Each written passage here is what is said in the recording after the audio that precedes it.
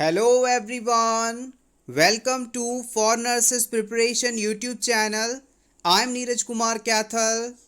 Today is 26 April 2022 and today's important MCQs for upcoming nursing recruitment exams are: first question, RNTCP is a national program for which disorder? आपको बताना है कि RNTCP जो national programme है वो किस disease के लिए तैयार किया गया था। Options are leprosy, tuberculosis, HIV और poliomyelitis.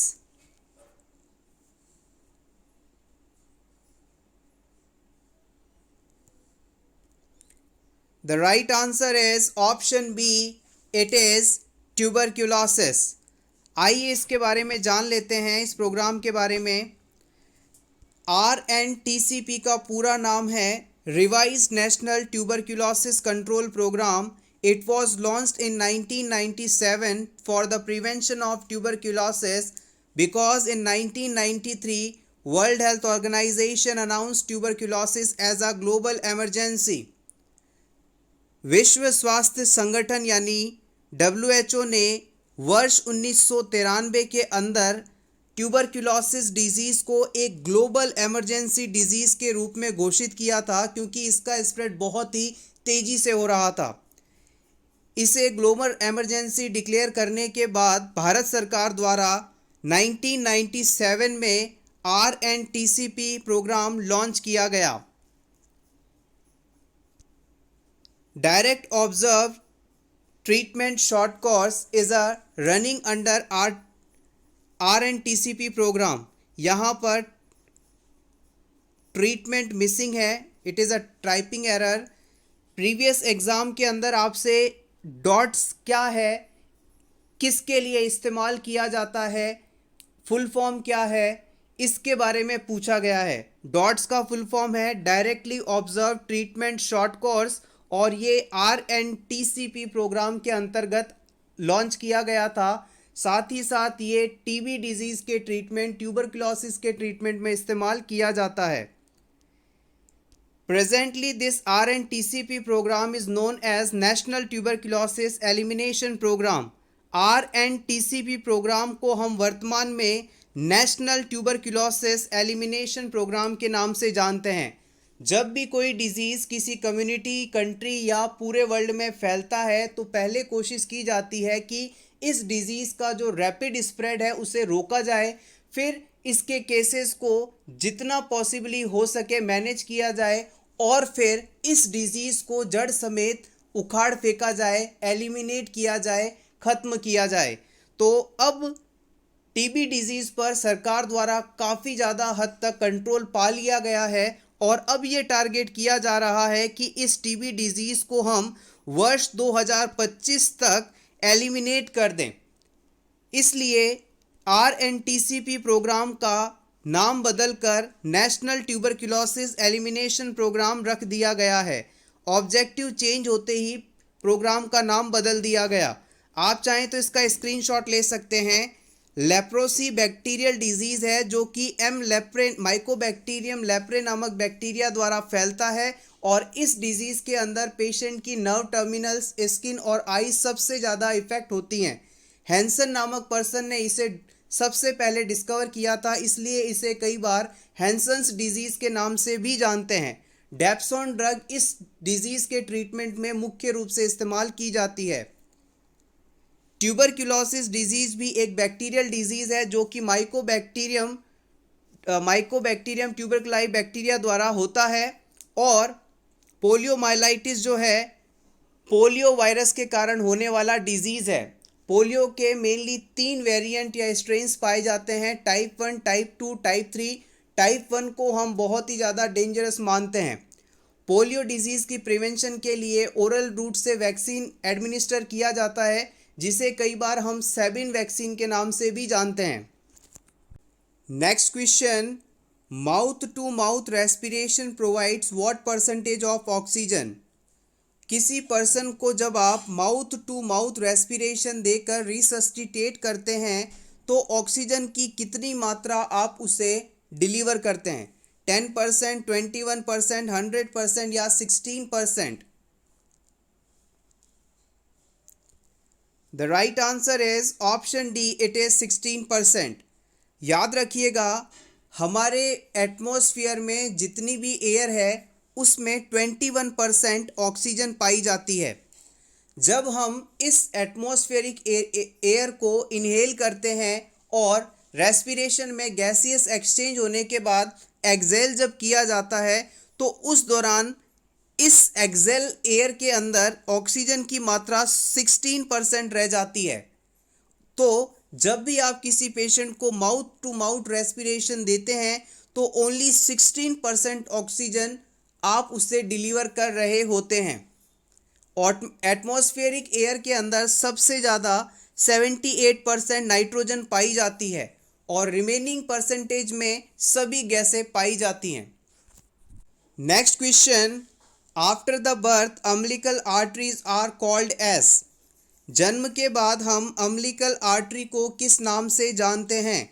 Umbilical ligament, ligamentum teres, ligamentum arteriosum या ligamentum विनोसम?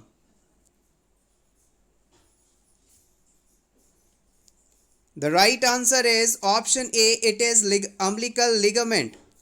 Medial umbilical ligament is remnant of distal portion of umbilical artery. जो हमारी umbilical cord है, प्लेसेंटा और बेबी को वुम्ब में आपस में जोड़ के रखती है, इसके अंदर 2 आर्टरीज और 1 वेन पाई जाती हैं। जो जन्म के बाद इन आर्टरी का जो अवशेष बचता है, रिमेनेंट बचता है, इसे हम अम्बिलिकल लिगामेंट के नाम से जानते हैं। Next question, drug of choice for breast cancer. Breast cancer में ड्रग ऑफ चॉइस के रूप में किसे इस्तेमाल किया जाता है? मेथोट्रेक्सेट या फिर टैमोक्सिफेन? प्रीवियस एग्जाम में इस क्वेश्चन को कई बार पूछा गया है, इंपॉर्टेंट है। The right answer is option B, tamoxifen. Tamoxifen citrate is a drug of choice in the treatment of breast cancer. Next question, which drug is used to prevent bradycardia during surgery? Surgery के दौरान patient की heart rate बहुत ज़्यादा कम ना हो जाए, इस चीज़ को रोकने के लिए कौन सी मेडिसिन दी जाती है? Nitrous oxide, succinyl chloride, amiodarone या फिर atropine?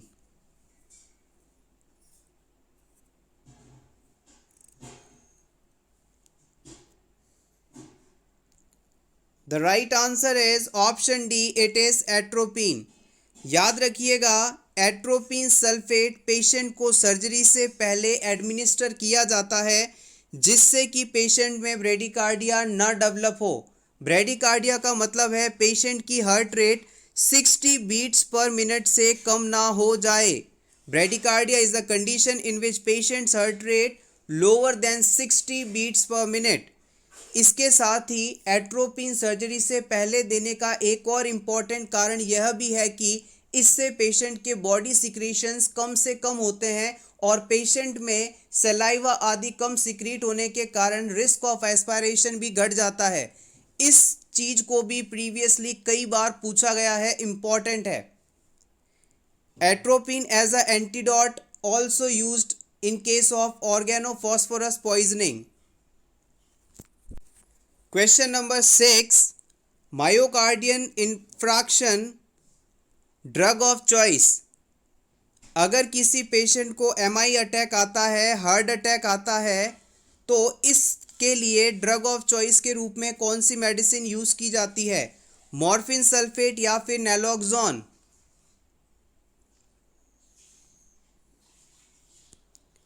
The right answer is option A, morphine sulphate. Heart attack आने पर मॉर्फिन सल्फेट को ड्रग ऑफ चॉइस के रूप में इस्तेमाल किया जाता है। हार्ट अटैक बेसिकली वह सिचुएशन है जिसमें हार्ट की मायोकार्डियम लेयर या मायोकार्डियल सेल्स तक प्रॉपर ब्लड सप्लाई नहीं पहुंच पाती और ब्लड सप्लाई ना पहुंच पाने के कारण वहां ऑक्सीजन नहीं पहुंच रही होती और वहां की सेल्स डेथ होने लगती हैं। यही हार्ट अटैक कहलाता है।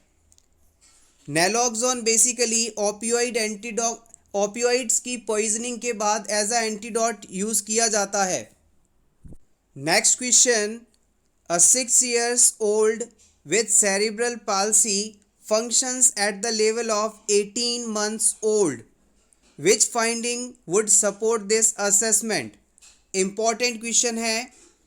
एक 6 साल का बच्चा जो कि सेरेब्रल पाल्सी डिजीज से सफरिंग है, पाल्सी बेसिकली पैरालिसिस आप समझ सकते हैं।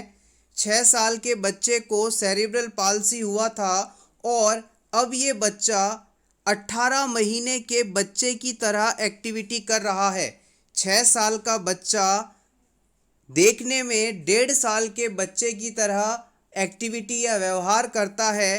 तो इन चारों ऑप्शंस में से आपको उस ऑप्शन को सेलेक्ट करना है जो कि इस फाइंडिंग को सपोर्ट करती हो, यानी 1.5 साल के बच्चे की कौन सी एक्टिविटी है उसे आपको बताना है। सिंपली सी ड्रेसेस हरसेल्फ, वो खुद अपने कपड़े पहन सकती है, या फिर she pools a toy behind her, वो अपने पीछे एक खिलौने को घसीटती है, खींचती है, या फिर she can build a tower of 8 blocks, बच्चों का जो ब्लॉक वाला गेम आता है उससे वो 8 टावर्स बना सकती है, या फिर she can copy horizontal and vertical lines, pen और पेपर देने पर वो हॉरिजॉन्टल और वर्टिकल लाइंस को कॉपी कर सकती है। इन चारों ऑप्शंस में से उस फाइंडिंग को सेलेक्ट कीजिए जो एक 1.5 साल का बच्चा परफॉर्म कर सकता है।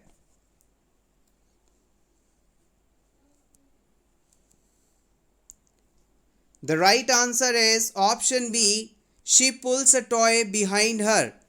ये अपने पीछे अपने खिलौने को खींच सकता है या सकती है।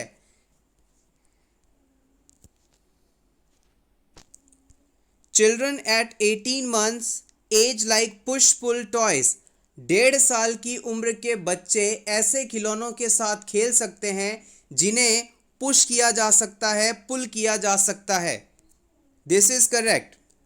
Children at approximately 3 years of age begin to dress themselves and build a tower of 8 blocks.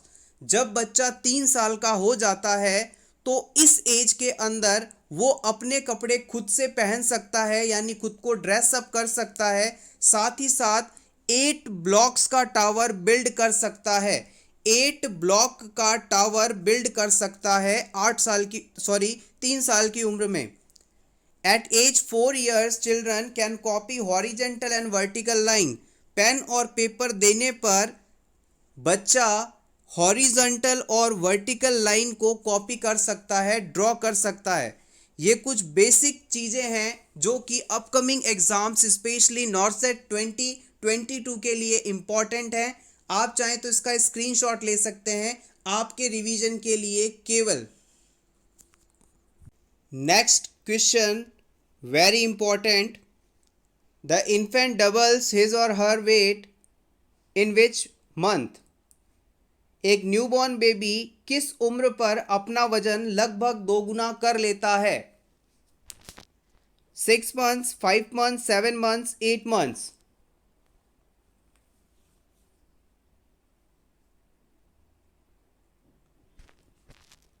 The right answer is option A, 6 months. इस क्वेश्चन के अंदर थोड़ा सा कॉन्फ्लिक्ट है। प्रीवियस नर्सिंग एग्जाम्स के अंदर जब इस तरह के क्वेश्चन को पूछा गया तो वहाँ पर आंसर 6 मंथ्स माना जाता था, लेकिन रीसेंट एग्जाम्स के अंदर अब जो आंसर माना जा रहा है वो 5 मंथ्स को माना जा रहा है।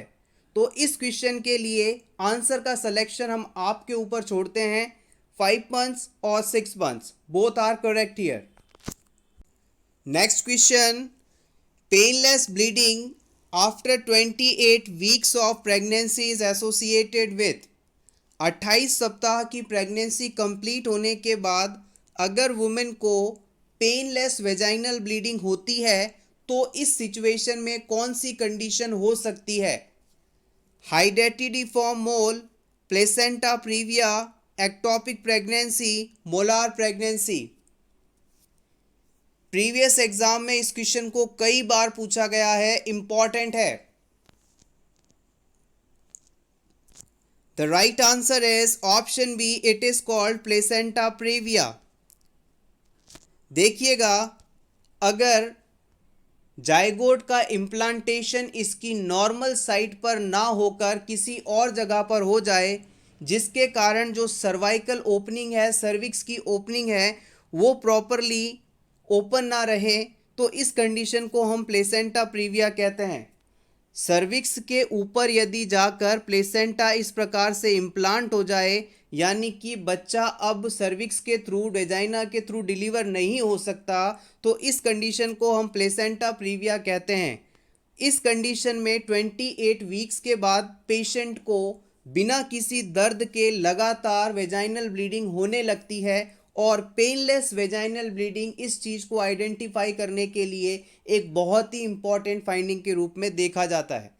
अगर किसी क्लाइंट के अंदर प्लेसेंटा नॉर्मल जगह पर इम्प्लांट हुआ है, लेकिन अचानक से वो अपनी इम्प्लांटेशन साइट से डिटैच हो जाए, उखड़ जाए, तो इस सिचुएशन में वुमेन को पेनफुल वेजाइनल ब्लीडिंग होती है। याद रखिएगा, दर्द के साथ पेनफुल वेजाइनल ब्लीडिंग होती है, और इस सिचुएशन को हम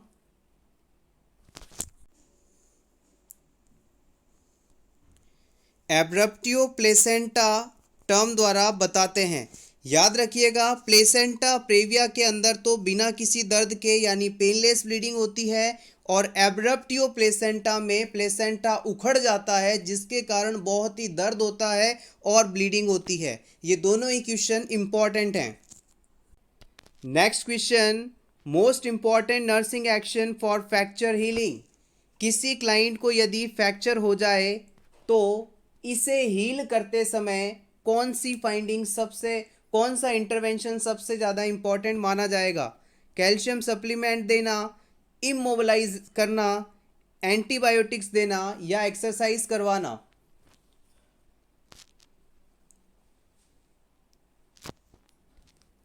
the right answer is option B, immobilisation.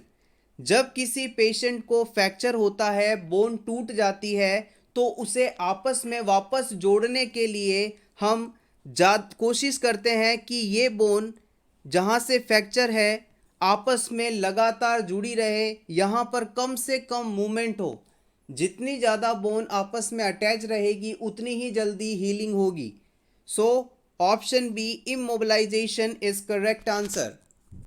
Next question, megaloblastic anaemia occurs due to deficiency of. Megaloblastic anaemia किसकी कमी के कारण होता है? थाइमीन, राइबोफ्लेविन, नियासिन, या folic acid?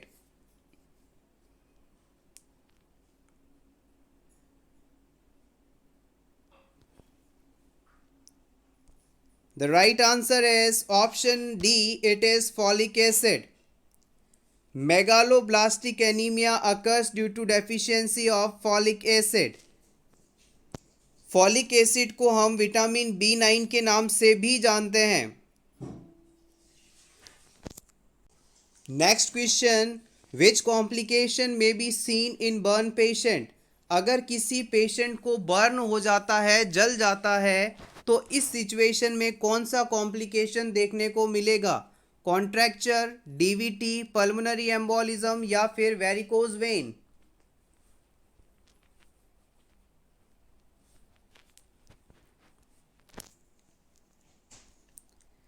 The right answer is option A, it is contracture. आइए contracture exactly क्या है इसे भी जान लें। A contracture is a fixed tightening of muscles, tendon, ligament or skin. It prevents normal movement of associated body part. An injury such as severe burn can cause contractures of the skin. आपने कभी burn patient को देखा होगा, जिस हिस्से में उन्हें burn हुआ है उस हिस्से की स्किन कई बार सिकुड़ जाती है, कॉन्ट्रैक्ट हो जाती है, जिसके कारण उस पर्टिकुलर बॉडी पार्ट के अंदर मूवमेंट नहीं देखी जाती। इस सिचुएशन को ही हम एग्जैक्टली कॉन्ट्रैक्चर कहते हैं। याद रखिएगा, जब भी किसी बर्न पेशेंट का ट्रीटमेंट किया जाता है तो उन्हें प्रॉपर तरीके से मैनेज करना ज़रूरी होता है। अगर वहाँ पर किसी भी प्रकार की फ्लेक्सिबिलिटी मेंटेन ना की जाए तो उस पर्टिकुलर ऑर्गन की जो स्किन है, लिगामेंट है, मसल्स हैं, टेंडेंस हैं, उनमें कॉन्ट्रैक्चर आ जाता है, अकड़न आ जाती है, जो कि परमानेंट रूप से होती है और पर्सन उस बॉडी पार्ट को फिर फ्यूचर में मूव नहीं कर पाता, चला नहीं पाता। Next question, virus require for growth. Virus को ग्रो करने के लिए किसकी आवश्यकता होती है? प्लांट्स की, एनिमल्स की, बैक्टीरिया की या फिर लिविंग सेल्स की?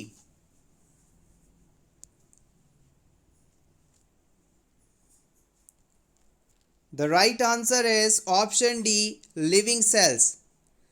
वायरस जब तक किसी होस्ट या लिविंग सेल से बाहर है, ये बिल्कुल डेड रहता है, नॉन लिविंग की तरह रहता है। जैसे ही वायरस को कोई होस्ट मिलता है या फिर लिविंग सेल मिलती है, ये अपने आप को एक्टिवेट करके लाइव फॉर्म में कन्वर्ट हो जाता है और फिर इसमें मल्टीप्लिकेशन होने लगता है, ये अपनी संख्या को बढ़ाता है। इसी कारण कहा जाता है कि वायरस जो होता है सजीव और निर्जीव के बीच की कड़ी मानी जाती है, यानी it is a link between living and non living organisms. Next question, drug of choice in bed wetting. अगर किसी बच्चे को, किसी क्लाइंट को एन्यूरेसिस यानी बेड वेटिंग है, सोते समय वो यूरिन पास कर देता है बेड में, तो इस सिचुएशन को ट्रीट करने के लिए कौन सी मेडिसिन इस्तेमाल की जाती है? लेसिक्स या इमिप्रामिन?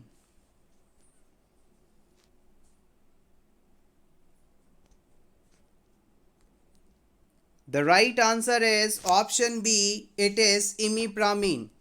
इमिप्रामिन एक ट्राईसाइक्लिक एंटी डिप्रेसेंट मेडिसिन है जो कि एन्यूरेसिस या बेड वेटिंग होने पर ड्रग ऑफ चॉइस के रूप में इस्तेमाल की जाती है। प्रीवियस एग्जाम में इसे कई बार पूछा भी गया है। लेसिक्स बेसिकली डाईयूरेटिक मेडिसिन है, यानी कि ये यूरिन के प्रोडक्शन को बढ़ाती है। लेसिक्स हॉस्पिटल्स में बहुत ज़्यादा इस्तेमाल किया जाने वाला सब्सटेंस है, मेडिसिन है, और इसके अंदर फ्रूसेमाइड नाम से साल्ट अवेलेबल रहता है। बेसिकली ये एक लूप डायूरेटिक्स का एग्जाम्पल है। Next question, which of the following food should be avoided when the patient is on MAOI। अगर कोई पेशेंट MAOI मेडिसिन ले रहा है तो उसे कौन सा फूड अवॉइड करना चाहिए? Calcium rich food, tyramine containing food, alanine containing food या gluten rich food?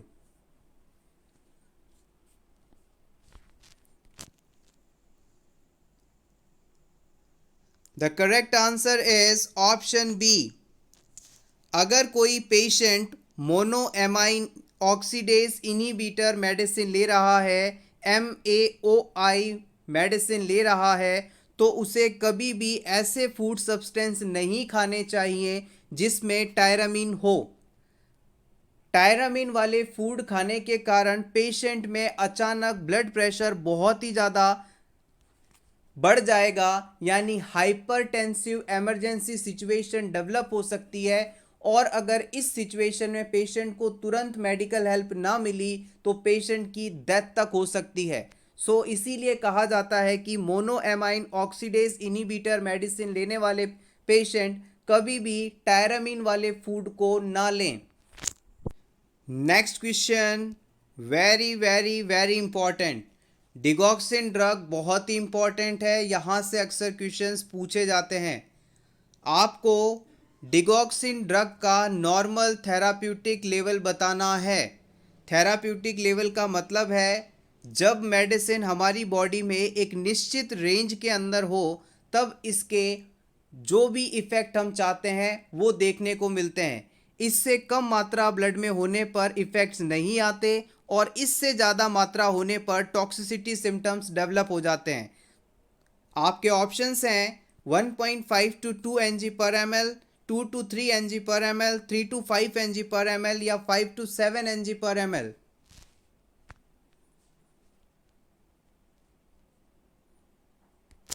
The right answer is option A, it is 1.5 to 2 ng per ml। Digoxin का सीरम थेराप्यूटिक लेवल 1.5 से 2 Ng/ml होता है। Next question, JSY stands for. JSY का full form आपको बताना है। जननी स्वच्छता योजना, जन सुरक्षा योजना, जननी सुरक्षा योजना, जन सुलभ शौचालय योजना।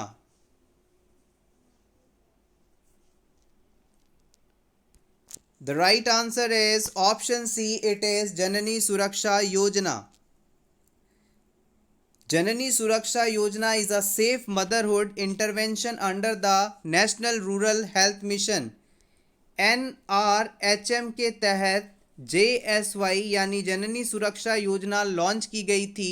इस योजना के दो बड़े उद्देश्य थे कि मैटरनल और नियोनेट मॉर्टिलिटी को कम करना, मातृ और शिशु मृत्यु दर को कम करना, साथ ही साथ ज़्यादा से ज़्यादा इंस्टीट्यूशनल डिलीवरीज करवाना, ज़्यादा से ज़्यादा हॉस्पिटल में डिलीवरी कंडक्ट करवाना।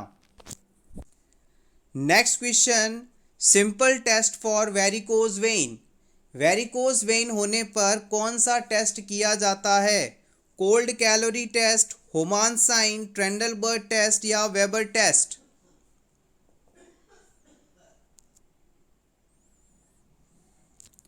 The right answer is option C. Varicose vein का मतलब है हमारे बॉडी में वेन्स का डायलेटेड हो जाना और इरेगुलर हो जाना, और इसके लिए ट्रेंडलबर्ग टेस्ट का इस्तेमाल किया जाता है।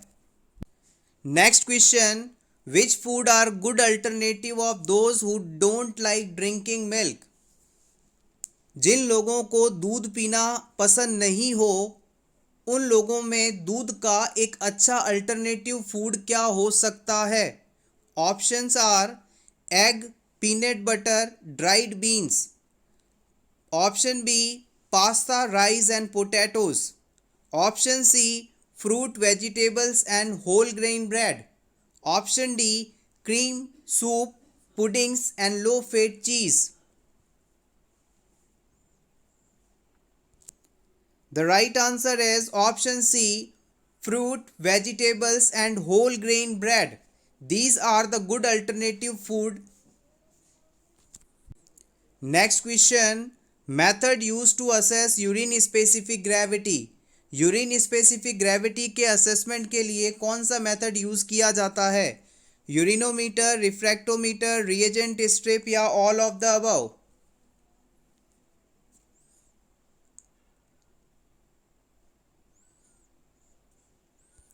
The right answer is option D. All the above methods are using for measuring urine specific gravity.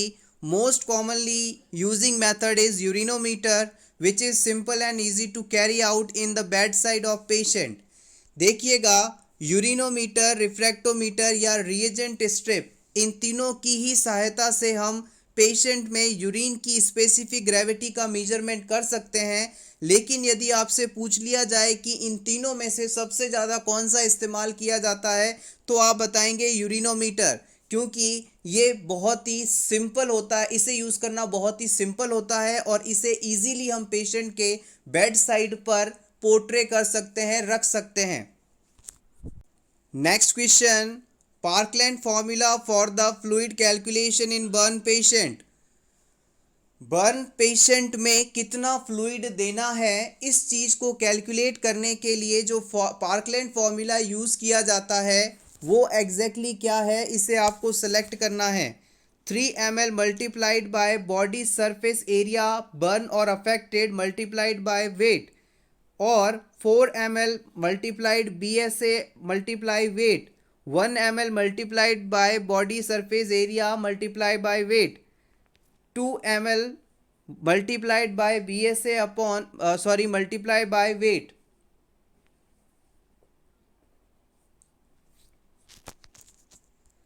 The right answer is option B. It is 4 ml body surface area multiplied by weight. Person का कितना % हिस्सा burn हुआ है, इसे body surface area कहते हैं। इसे अगर आप 4 ml से मल्टीप्लाई कर देंगे और पेशेंट का वेट कितना है इसे मल्टीप्लाई कर देंगे तो जो वैल्यू आएगी वो उतनी मात्रा आप उस पेशेंट को देने वाली होगी, यानी इतना फ्लूइड पेशेंट को देना आवश्यक है। Thank you so much everyone for watching this complete video. If you think this video is helpful, then please click upon the like button, share this video with your friends and subscribe our YouTube channel. It's named For Nurses Preparation for more such interesting videos. Best of luck.